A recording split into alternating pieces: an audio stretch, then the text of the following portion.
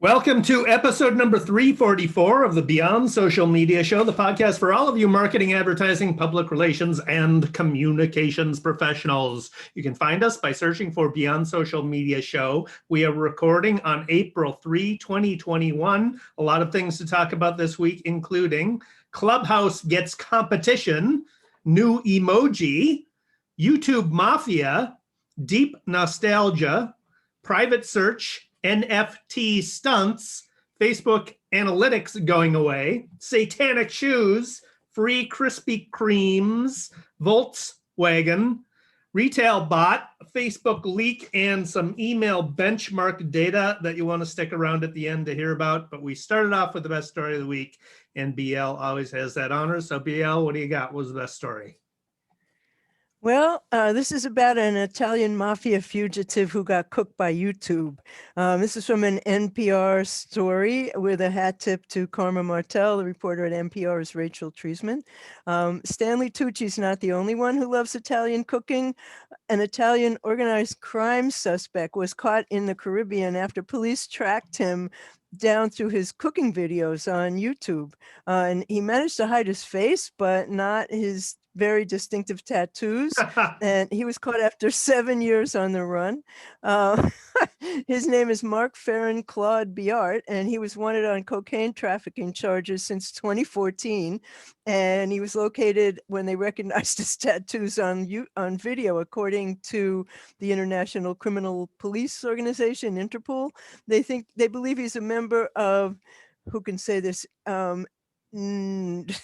I can't say it, a powerful, brutal Italian crime syndicate that originated in the southern region of Calabria, and it's worldwide now. In fact, they're having this huge trial of these guys in Italy, and he's going to join it. There's like 950 mafioso on trial. So he's Biart, who's 53, was living in the Dominican Republic town of Boca Chica for 5 years, and he kept a low profile, but he and his wife started this YouTube cooking thing, and they would post videos all the time, and they said it was his love of Italian cuisine that made his arrest possible. And it's the way it goes. You shouldn't do that. So did was this like a really popular channel then? YouTube channel? I don't know that. That wasn't part of any of the stories that I saw, but somehow somebody recognized those tattoos. Well, it's always the tattoos that give them away, isn't it? Come on.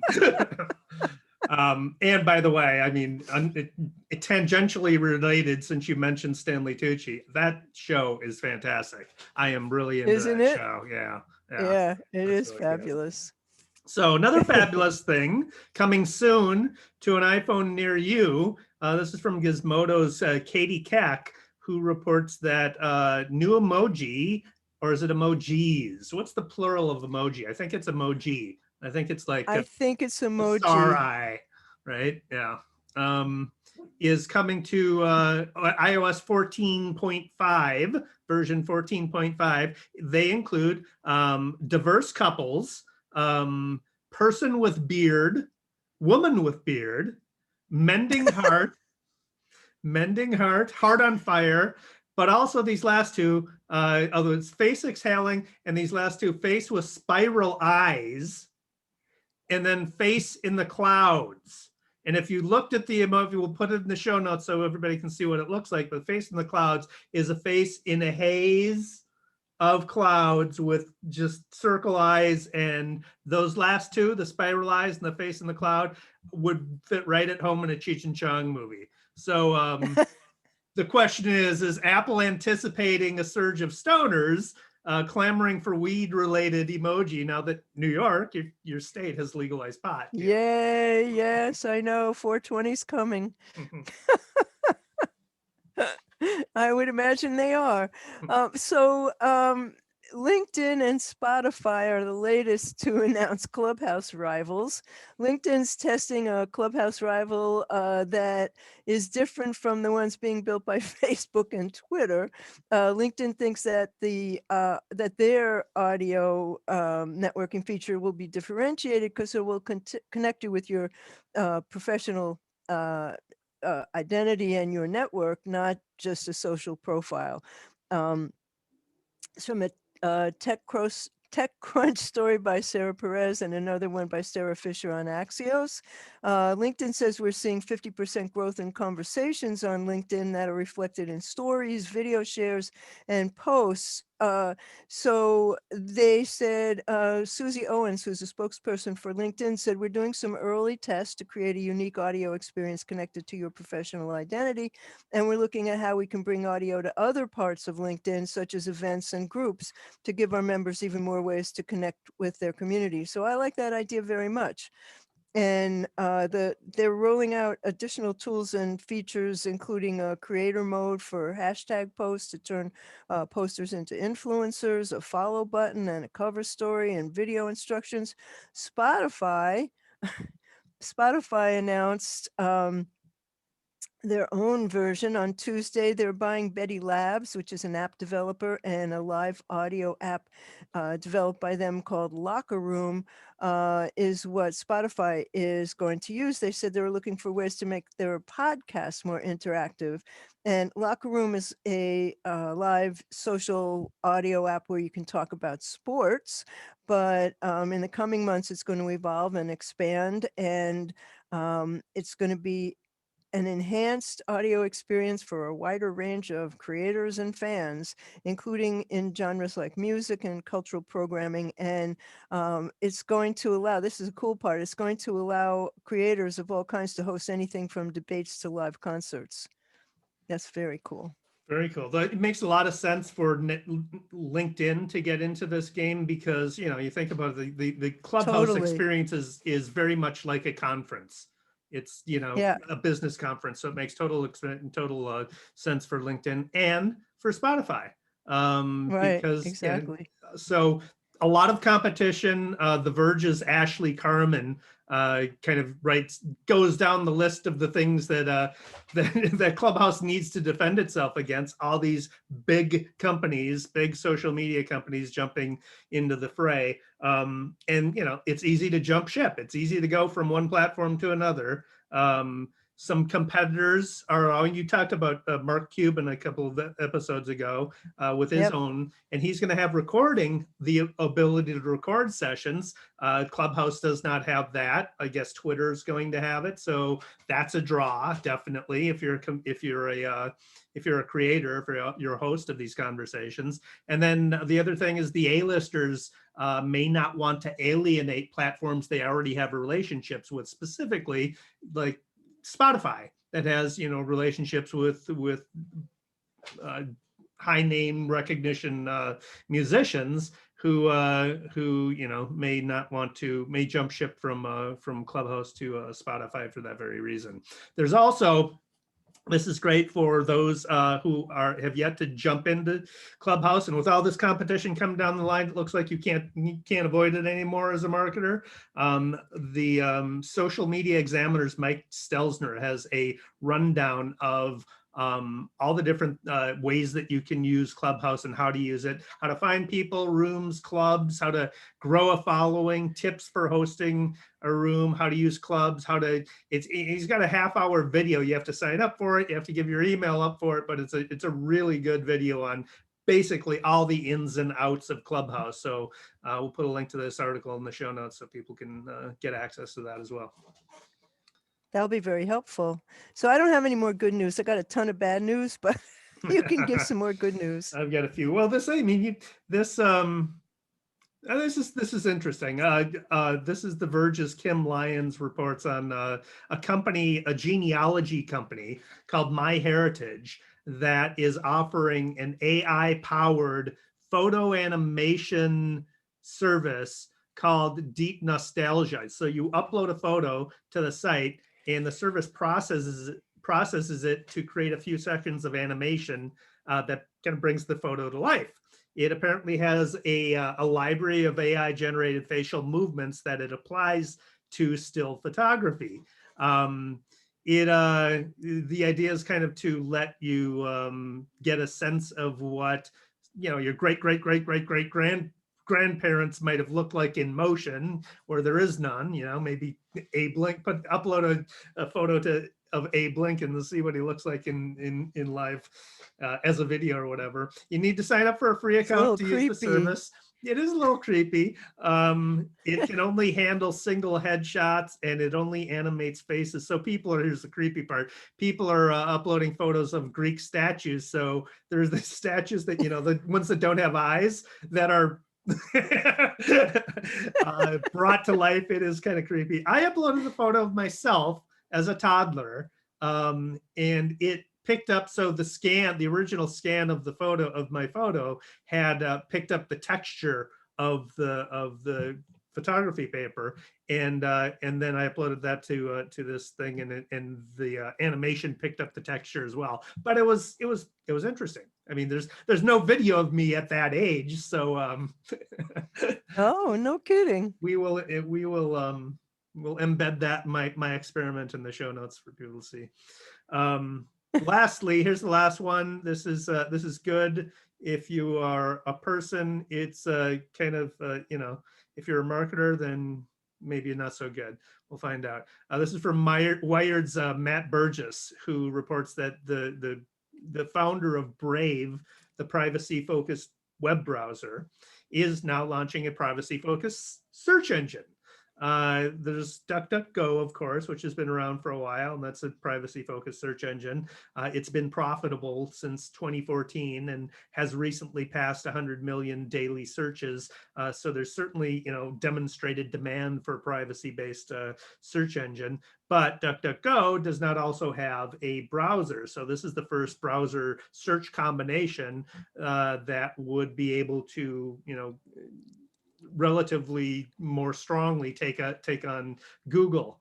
The Brave search has a wait list that you can join. It is scheduled to launch in the first half of this year. It won't track or profile people. It won't use IP addresses. The company's exploring how to create both a paid ad-free search engine and then one that is supported by ads. I'm kind of skeptical that anybody's going to pay for a search engine when they have ones that they don't have to pay for, but we'll see. The founder admits that their index will not be nearly as deep as Google's, but that the top results will be largely the same. And when you consider that most people do not go beyond the first page of search results, well, does it really matter then? They are also working on filters. So this is interesting. They're calling them goggles. But these filters would allow you to create a series of sources where your search results are pulled from. So presumably you could filter to to just pull search results from a given set of media outlets. They give an example of using filters to only show product reviews that don't contain affiliate links, which is an interesting concept or interesting application, or display results only from independent media outlets. So we'll keep an eye on that, see how that develops, but it's an interesting development. On to worse, BL. Well, the goggles sound interesting, I have to say. Yeah. But I'm not paying for a search engine. Why would I do that? I have no ads on mine anyway. So anyway, there were some non-fungible, what's the T stand for? Tokens that brands used in stunts. Pizza Hut Canada recently had one, and the article in Marketing Brew by Phoebe Bain, the headline is "Why NFTs Are Multiplying Like Rabbits in Brand Stunts." So Taco Bell and Charmin, is that how you say it? The toilet paper, Yes. got in on the NFT fund. There was a $187,000 swivel taco and 1,822,021 cents so far roll of toilet paper, respectively. Those were not those were not April Fool's jokes, but they should have been. Jack Dorsey sold his first tweet. Yeah, for like $1 gazillion. I mean, the yeah. good news is he's contributing it to a charity, but still. Kind of silly, but you know, hey, it's an easy PR hit, so why not? Yep. Facebook analytics are going away, according to Adweek's David Cohen, who reports that the social media site is pulling the plug on Facebook analytics as of June 30th. So they users will still be able to access their reports, explore insights, and explore charts and tables. You can download, you can export your data into a CSV file. But this looks like a move by Facebook to migrate everyone to business, their business management tools. So there's the ad manager, there's the event manager, and there's their business suite. And it looks like they're just trying to force everybody to use those. So there you go. Be aware, be ready. Okay, well, another thing to be aware of on Facebook, 533 million Facebook users' stolen data was linked online. This just, I just read this a couple hours ago. It's posted on a low-level hacking forum, and this is from a Business Insider story by Aaron Holmes.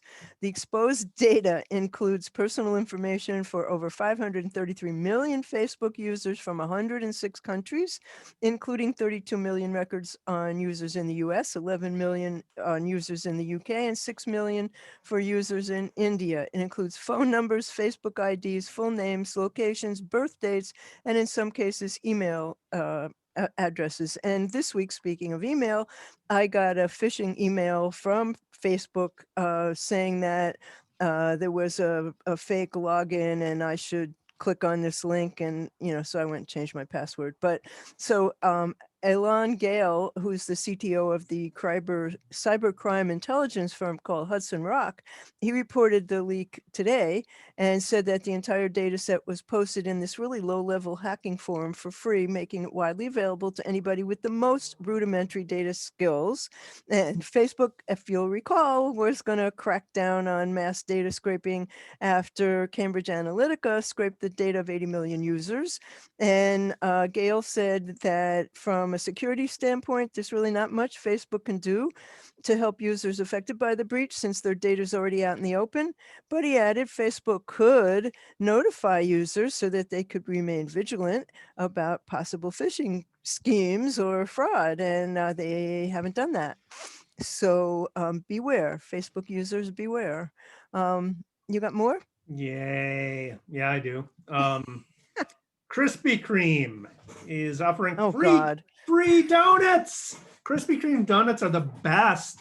This is from a Slate article by Molly Olmstead, who reports that Krispy Kreme recently said that if you show your COVID vaccine card, you can get free plain glazed donut every day for the rest of 2021. Oh my God, that's fantastic. Not very healthy, but that would be fantastic.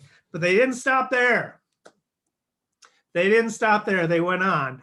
Their website has an answer to a question that is posed on the website. The question is, what if I don't want to be vaccinated? Can I still get this offer?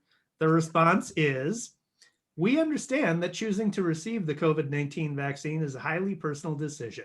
We advise all employees and guests to consult with their healthcare provider regarding whether to obtain a COVID-19 vaccination, which vaccine to receive after reviewing the available information.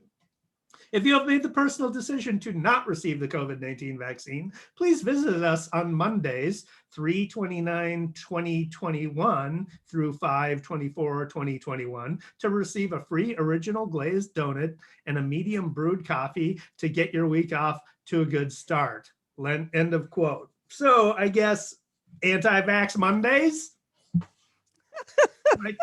Well, and the other problem here is that obesity is a COVID risk factor, and eating a donut every day is not the best thing that you could do to improve your chances of staying healthy. I mean, I think that's pretty lame. Good call. So talking about lame pranks, this week Volkswagen had what apparently was an April Fool's joke, but they did it a few days early. And their prank was renaming their brand to Voltswagen, and it ended up pissing off reporters pretty much everywhere. For example, AP News, an unwelcome prank. Volkswagen purposely hoodwinks reporters. Bloomberg, in the meme stock era, even bad Volkswagen jokes are worth billions. And so this is what happened. VW's US arm claimed that it was changing its corporate name to Voltswagen, and they put out a press release. And then when reporters asked, "Is this true?" they said it is, and they admitted that it actually was an April Fool's Day joke gone wrong, but they didn't do that till after everybody had reported on it and been made fools of. So Bloomberg's Chris Bryant said, in an era of fake news, the lighthearted April Fool's Day tradition of companies spinning tall tales has lost its charm. Reporters from trusted outlets such as the Associated Press are furious at having been lied to by VW and made to look foolish. Unlike Tesla, which has long shunned advertising, VW has a massive marketing budget. It should be able to do better than this. A company that misled customers about its vehicle's diesel emissions needs to tread especially carefully. And news of the name change helped the American depository. Those are the ones that are favored by investors. Climb as much as 12.5% on Tuesday, which is where this cringeworthy episode goes from being a disastrous attempt at humor to something potentially much more serious. And there's also a double standard in play, because we expect VW to be reliable, but Tesla gets to be quirky, and Musk gets away with things that others wouldn't. So all around, it's bad news. Yeah, I mean, I guess I wouldn't advise a company to uh, prank reporters. But Yeah. on the other hand, media, chill out. It's an April Fool's joke. Chill out. Come on. Well, I think, honestly, this past week, the media's been in a mess. I mean, they turned one of the Biden dogs pooping in the hall Right. into headlines. I mean, come on, and how do you know it wasn't Ted Cruz anyway? So, So I got so this, you got another? Yeah, I got another Go one. ahead. This is good. This is from Gizmodo's Andrew Lazewski. Mars Wrigley, the candy company, has created an autonomous robot that roams stores and tempts shoppers before they reach the point of sale. It's nicknamed Smiley, though it does not have a face. And it looks like an autonomous shelf that it relies on shelfers that has LiDAR technology to navigate the store, but also detect when there's a person approaching, at which point it'll stop and offer its shelves of candy to the shopper until the shopper walks away, and then it resumes roaming around, trying to get people to buy candy. It is currently being tested at a ShopRite store in Monroe, New York, and its host of sensors also collect data on the shopper's interactions, including how they move about the store. So the question is, what should this autonomous robot be called? Should it be called CandyBot or Pesterbot, perhaps, or maybe even Shopper Spybot or Surveillance Bot? I don't know. But it doesn't actually offer you any candy. Yeah, so it's a robot that has basically a candy shelf built into it. So it has candy bars. Oh, you can get the candy bar off the shelf on the robot. Yeah. We have a video. We'll have a video, but we'll put that in the show notes. I think that's clever. So there was a big brouhaha this week about Satan Shoes. This is pegged to the release of rapper Lil Nas X, and his new single is called Montero Call Me By Your Name, and he released Nike shoes adorned with a pentagram and the number 666, and supposedly in the soles of the sneakers was a drop of human blood. This is from an agency called MSCHF, which you pronounce Mischief Agency, and the shoes sold out in seconds, and Nike's suing them. This is from a Washington Post story by Marissa Iadi. The bodily fluid supposedly comes from employees of the agency, Mischief, and the video for the new single is quite racy. It has Lil Nas sliding down a pole into hell and gyrating on top of the devil's lap and singing seductively about a guy he met last summer.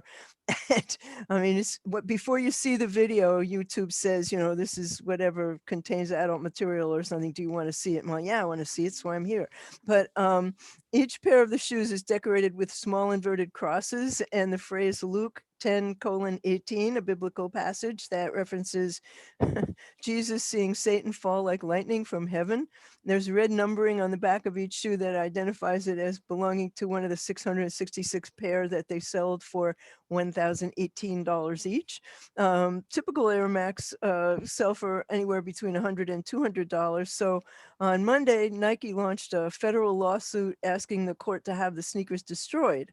This was done without Nike's approval or authorization, and Nike is no way connected to this project, is what the lawsuit said. So Elizabeth Semmelhack, a senior curator at the Bata Shoe Museum, who knew that there was such a thing, in Toronto, said, I think the message he's trying to send is more complicated and deserving a larger discussion than it being simply a marketing ploy. He's making a comment about society.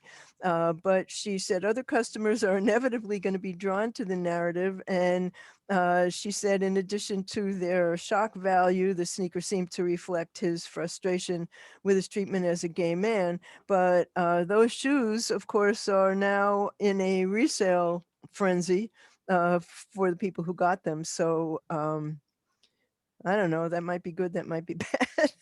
I'm not sure. This was in conjunction with the launch of a new album?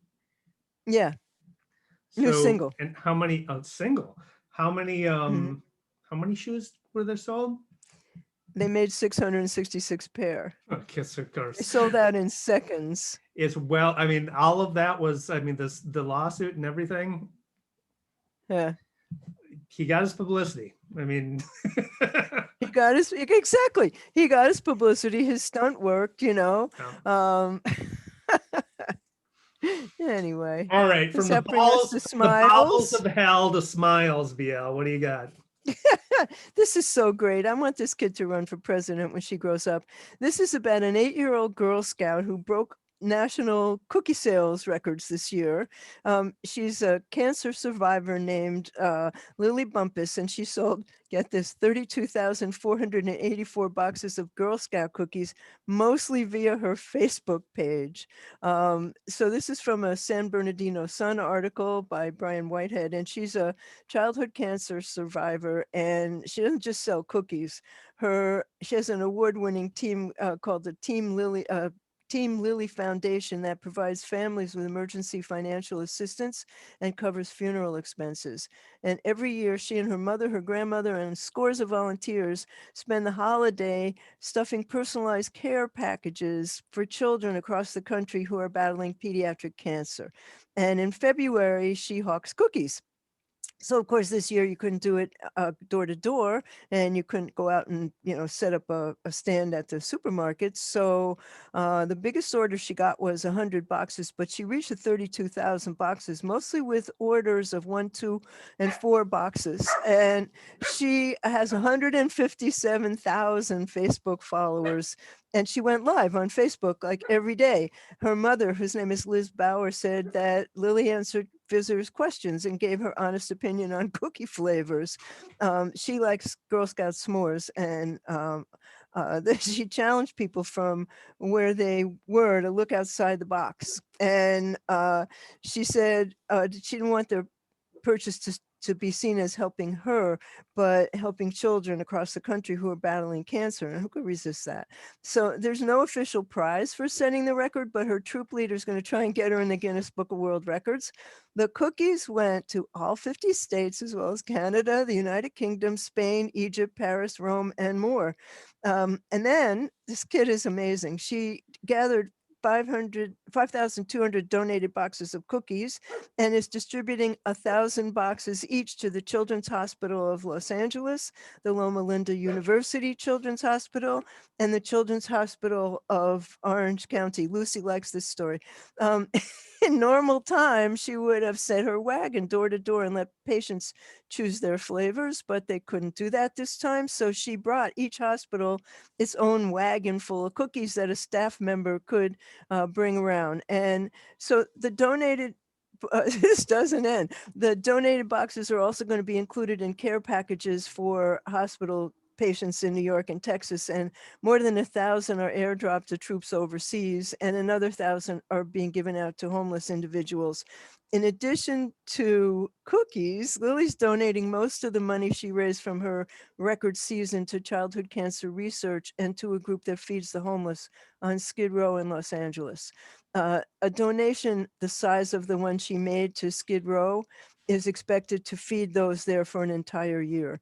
And she's motivated by the fact that childhood cancer is one of the lowest funded cancer research issues. And it's really sad, she said, because it's really hard going through something like that. I suggest we start Lily's fund for her presidential campaign right now. I don't know. I mean, no cookies for the space station. No cookies for Mars. Everybody else is getting cookies. Come on. Well, they have to be sick, I guess. All right. So On to I have a political one. What? On to cool stuff. Yeah, go ahead. I don't have any. This is from John Lee, who is the head of evangelism at Microsoft Advertising, who was also a featured guest during the last Minnesota Search Engine Marketing Association Happy Hour. He did a fantastic presentation on marketing with purpose, and one of the main points of his presentation was to design for inclusion. And so he used the idea of if you design like packaging for retail, if you design for one-handedness, for people who have just one hand permanently, if you think of them when you're designing stuff, you're also including people who have not just one hand, like had their arm amputated or whatever, one hand permanently, but also people who have a temporary injury. So if you break your arm, it's in a sling and you can't use it, you're one-handed. You're including that audience of a lot of people who break their bones every year, right? But it's temporary. Like me. And temporary things like new parents who have a baby in one arm, right? And only have one hand. So it was a really good illustration of inclusive design principles, but you just exponentially expand your reach. So business bottom line, it makes a lot of sense. He also included a link, I'll put this link in the show notes, of a lot of really great research from Microsoft that we'll put a link to. Well, I think there's a special place in hell for the people who design an awful lot of packaging.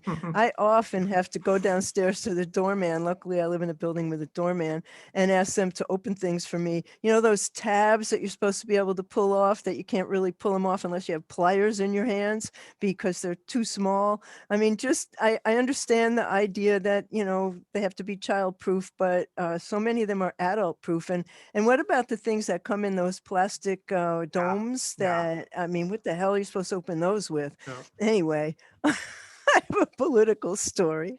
Okay. I could have really put this in good news because it is good news. Brands are taking a stand against Georgia voter suppression. Tim Cook of Apple said this week, the right to vote is fundamental in a democracy. American history is the story of expanding the right to vote to all citizens, and Black people in particular have had to march, struggle, and even give their lives for more than a century to defend that right. The source of this story is Axios, and the reporter's name is Mike Allen, and then and Shauna Chen and Courtney Brown. And the floodgates are open. a week after the bill that curbs voting access in Georgia became law, and nearly 1 month after it passed that state's House, a slew of corporations have come out against voter suppression, but not enough. And it's an era when businesses are more outspoken and being pressured to be that way, but their silence has been deafening. I was happy that the Major League Baseball is not going to do their finals in Atlanta. However, as Stacey Abrams pointed out, getting out of Georgia will cost jobs and a hit to the economy, but there has to be a way to take a stand, and I think that's the only way you can. Yeah, well, I think it was the right move by Major League Baseball to move their All-Star game out of Me too. Atlanta. A lot of the people who would be working at that game and gaining economically are the very same people who are going to be devastated by this law, by this restriction in voting. A lot of those people are going to be affected and find it harder for their voices to be heard. So I think it's the right move by Major League Baseball. Steve Simon, who is the Secretary of State of Minnesota, tweeted that it would be a good move for Major League Baseball to move the All-Star game to Minnesota because we had the highest voter turnout in the last election, and we have voter-friendly laws. So we should be awarded that for our positive attitude towards voting, and it would make the move all the more powerful if they did send it to Target Field. Plus, Target Field is a beautiful place to watch a baseball game. So I like that idea a lot. I think that's a really good idea. Yeah. I think that any brand that does not now take a stand, Coca-Cola, Delta, there's so many companies that are based in Atlanta, and it's time for them to stand up. And the New York Times has a explanation of what's actually in this 98-page bill, and it's horrific. It really is horrific. It is designed to make it hard to vote for the very people, It did take not everybody can get there easily. It did take an open letter by a bunch of Black CEOs to get the ball moving on this, though, to get people to start, other corporations to start saying something, making a statement. So that should be pointed out too. Absolutely. Let's wrap this up. We got some daily numbers, weekly numbers, 2021 email benchmarks. This is from Campaign Monitor, who has analyzed 100 billion emails, and they've put out a report on the publishing industry and media groups and some benchmarks for that sector. So publisher and media email marketing performance, the average open rate during the past year was 21.3%. The average click-through rate was 3.7%. The average click to open rate is 17.5%. And the average unsubscribe rate was 0%, which is fascinating. They speculate that the reason for that is that the unsubscribe rate the reason the unsubscribe rate averaged a near perfect 0% was better retention coupled with potential increases in new subscribers due to the pandemic, that people were subscribing to more email newsletters and email communications because of their change in behavior and in media consumption as a result of the pandemic. And that's what balanced out the average over the course of the year. Did they say how many of those were sent to spam? If I can't unsubscribe with one click, I just send it to spam. Yeah, I'm not alone. I have not read the full report, but that's what we'll include the link in the show notes for. I'm sure it has spam data. Yeah, so that brings us to the end of episode 344 of the Beyond Social Media Show, which we have been doing weekly since 2013. You find us by just searching Beyond Social Media Show, and links to everything we talked about today, including videos, are on the at beyondsocialmediashow.com/344. While you're there, subscribe to our newsletter and leave us a review and let us know what you think. So I'm here with the always charming David Erickson, and he's on Twitter as D Erickson. He's on Instagram as DE Erickson. He's on YouTube as eStrategy, and he blogs at e-strategy.blog, which you should definitely check out.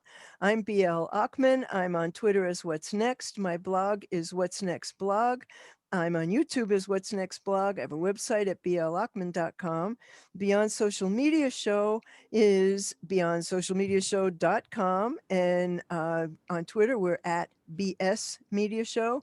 You can find the podcast and subscribe to it anywhere that you get your podcasts. And you can also tell your home speaker thingy, play Beyond Social Media Show, She Who Must Not Be Named. And you can find us at Google Podcasts, Apple Podcasts, Spotify, Stitcher, iHeartRadio, wherever you get your podcasts, we're there. And we'll be back next week with Thanks an for interview. watching.